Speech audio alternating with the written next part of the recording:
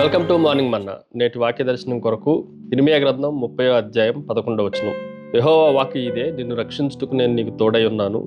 నిన్ను చెదరగొట్టిన జనములన్నిటినీ నేను సమూల నాశనము చేసేదను, కానీ నిన్ను సమూల నాశనము చేయను.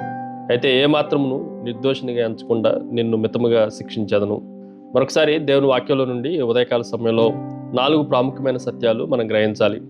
నెంబర్ 1, హియర్, ఇక్కడే అన్న మాటను మనం జాగ్రత్తగా ఆలోచన చేస్తే దేవుని సన్నిధి, దేవుని ప్రసన్నత, దేవుని ప్రజెన్స్ ఉంటుంది అన్న విషయాన్ని మనం జాగ్రత్తగా ఆలోచన చేయాలి. నిన్ను రక్షించుటకు నేను నీకు తోడై ఉన్నాను అన్న మాటలో దేవుడు మనతో ఎల్లప్పుడూ ఉండేవాడు, ఆయన సన్నిధి మనకు తోడుగా ఉంటుంది అన్న సత్యాన్ని మనం గ్రహించాలి. మనం ఎక్కడో దూరంగా ఉన్న దేవుడిని ఆరాధించట్లేదు, కానీ దేవుడు మనకి సమీపంగా, మనకి దగ్గరగా ఉండే దేవుడు, అన్ని పరిస్థితుల్లో ఆయన సరిపోయిన దేవుడు అన్న మాటను మనం జాగ్రత్తగా ఆలోచన చేయాలి. ఉదాహరణకి షడ్రకు, మెషకు, అబేద్నెగోలు అగ్నిగుండంలో ఉన్నప్పుడు దేవుడు దూరంగా ఉండి మంటలు నార్పలేదు, కానీ ఆయనే స్వయంగా అగ్నిగుండంలోనికి దిగి వచ్చి వారందరితో తోడుగా ఉన్నవాడు, ఇమ్మానుయేలుగా ఉన్నవాడుగా మనకు కనిపిస్తూ ఉన్నాడు. రెండో విషయాన్ని మీకు జ్ఞాపకం చేస్తాను. ఇట్ ఈజ్ ఏ హెల్ప్, సహాయము, నిన్ను రక్షించుటకు. ఈ మాటను కూడా మనం జాగ్రత్తగా ఆలోచన చేస్తే దేవుడు మనల్ని రక్షించడానికి మనకు సహాయం చేసేవాడు. మన దారులన్నీ మూసుకుపోయినా కూడా దేవుడు మనకి సహాయం చేయటానికి నూతనమైన మార్గాలను ఆయన ఆవిష్కరించగలడు అన్న సత్యాన్ని కూడా మనం గ్రహించాలి. ఉదాహరణకి ఎర్ర సముద్రం దగ్గర ఇశ్రాయేలు ప్రజలు హెల్ప్లెస్గా ఉన్నట్లుగా మనకు కనిపిస్తూ ఉంది.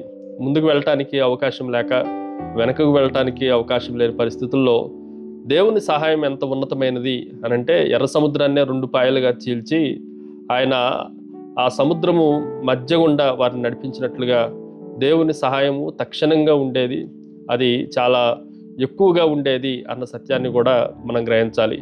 మూడో విషయాన్ని మీకు జ్ఞాపకం చేస్తాను. ఇట్ ఈజ్ ఏ హాల్ట్, ముగింపు, లేదు అనంటే నిలిచివేత అని కూడా మనం చెప్పొచ్చు. కొన్నిసార్లు బస్సుని హాల్ట్ చేస్తూ ఉంటారు, అంటే కొద్ది గంటలు అది నిలిపివేయబడతా ఉంది అని అర్థం. ఇక్కడ కూడా నిన్ను బెదిరించు వారందరినీ, నీకు శత్రువులుగా ఉన్న వారందరినీ సమూల నాశనము చేసేదను అన్న మాట మనకు కనిపిస్తూ ఉంది. దాని అర్థం ఏంటి అని అంటే, మనకి కనిపించే శత్రువులే కానీ, కనిపించని అదృశ్యమైన శత్రువులే కానీ, ఎనీ డిఫికల్టీస్ ఏమున్నా, కష్టాలు ఏమున్నా, శ్రమలు ఏమున్నా, వాటిలన్నిటికీ దేవుడు ఫుల్ స్టాప్ పెట్టేవాడు. అవి మరలా మన జీవితాల్లో చెలరేగవు అన్న విషయాన్ని కూడా మనం జాగ్రత్తగా ఆలోచన చేయాలి. ఎరికో గోడలు ఇశ్రాయేలు ప్రయాణాన్ని మధ్యలో అడ్డుకున్నట్లుగా మనకు కనిపిస్తూ ఉంటున్నాయి, కానీ వాటి చుట్టూ ప్రదక్షిణ చేసి బోర్లు ఊదినప్పుడు ఎరికో గోడలు అవి అక్కడే సమూల ధ్వంసమైనట్లుగా దేవుని వాక్యంలో నుండి మనం గ్రహించవచ్చు. ఫైనల్లీ హీల్, స్వస్థత. దేవుడు మనల్ని తిరిగి స్వస్థపరిచేవాడు. నేను నిన్ను మితముగా శిక్షించదను అన్న మాటను మనం జాగ్రత్తగా ఆలోచన చేస్తే, దేవుని శిక్ష మనల్ని సరిచేయటానికే తప్ప మనల్ని నాశనం చేయటానికి కానే కాదు.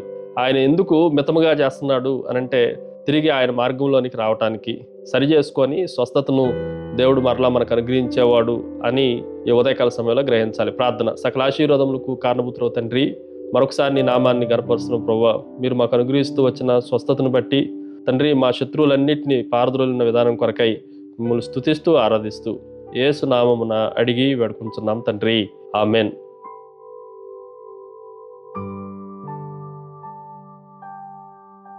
God bless you.